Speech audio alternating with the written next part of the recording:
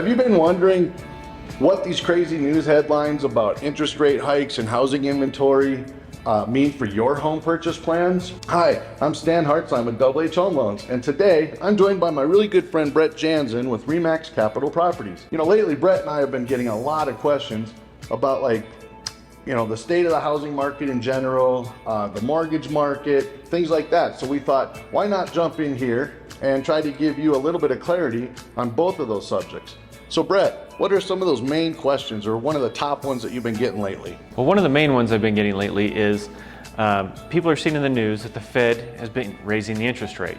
And they're asking, what is that doing to mortgage rates, and why are they doing this? That's a really good question, Brett. You know, the Fed actually did raise rates 0.75% recently, and a lot of people feel like that made the mortgage rates go up, but it's actually the opposite. When the Fed raises rates, it's because they're fighting inflation. And that inflation rate right now is at an all-time 41-year high.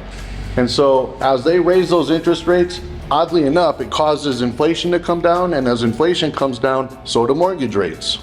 Okay. So Brett, if the Fed is actually successful at cooling those inflation rates, we should start to see mortgage rates come down, maybe even as soon as the end of the year. That'll be a really good opportunity for people. Okay, well that's great news. So one of the questions that I get a lot is, what is the inflation rate and these mortgage rates doing to property values?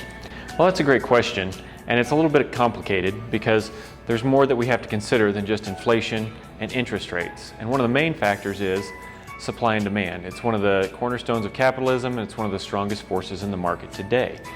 And we've seen rates go up at a really high rate the last couple of years, but we're also seeing millennials for the first time are starting to buy houses in large numbers, which only makes the supply issue worse.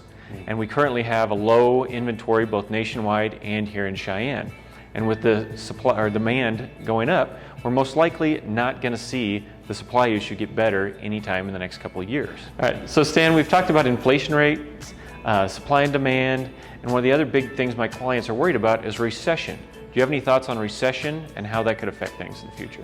You know, Brett, I do, and you're probably not going to love the answer I give you, but the reality is a lot of forecasters think we're already in a recession.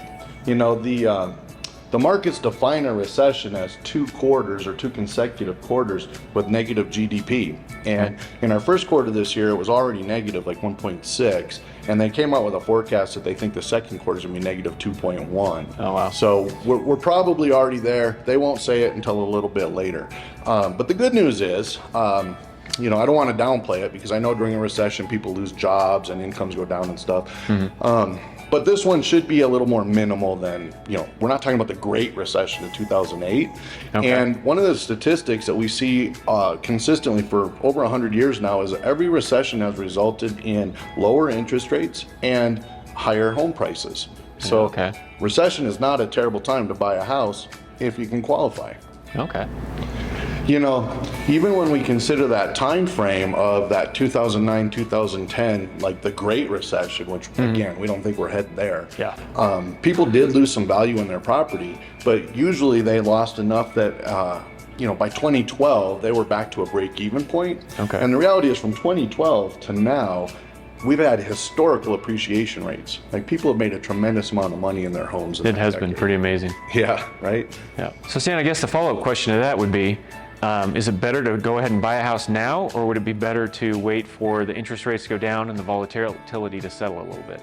That's probably the number one question that I get every day. Should I wait till the rates are lower? Should I wait for this? Should I wait for that? And my answer is pretty much always the same. A person should buy a house as soon as they can qualify to buy a house. Because if you're not a homeowner, you're a renter and you're paying somebody else's mortgage.